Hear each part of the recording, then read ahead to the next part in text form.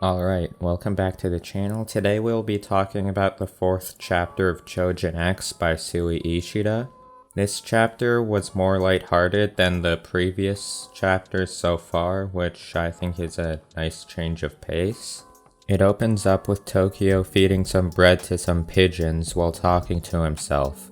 He questions himself on Azuma's words. Think for yourself for once, and starts reflecting, but he can't remember a time when he didn't just follow Azuma around. Then he starts hearing voices, and it turns out that the pigeons were talking to him.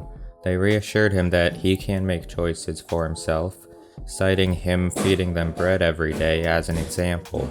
The pigeons then ask Tokio a question. If you were Azuma, what would you do? So Tokio starts thinking.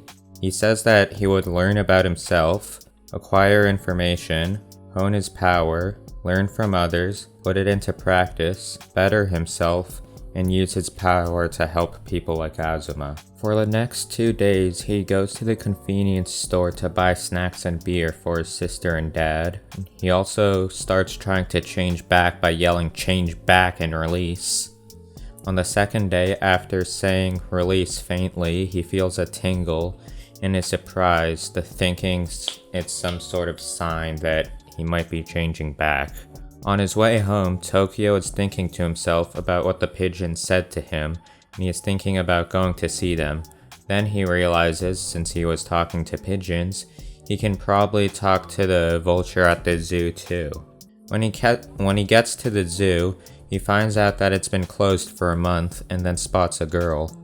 The girl spots Tokio and says he can get in this way while pointing up at a hole in the barbed wire surrounding the zoo.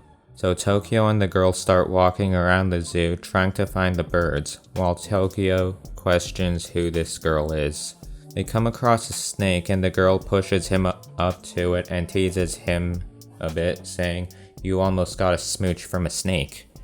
The girl then asks the snake which way the birds are, which tells us that she is a snake Choujin, and they start heading that way.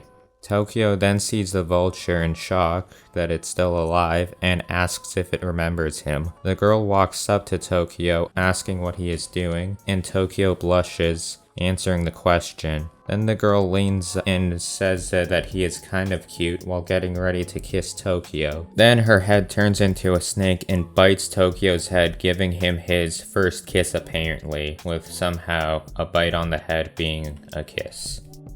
So this chapter was nice. It was a shift of tone from the story so far, but it's nice to see that we will get more chill chapters amongst chapters like the first 3 from this series. Also, a cool detail I noticed is that Tokio was shown talking to birds in chapter 1, which is pretty cool now that we know that animal Choujins can't speak to said kind of animal. However, something I found interesting while looking over other people's comments and thoughts on this chapter is that in Tokyo Ghoul, Kaneki was bitten by Rize, while we see here in Choujin X that this girl bit Tokio. The fact that the same thing happened in both of these series by Sui Ishida is a bit funny.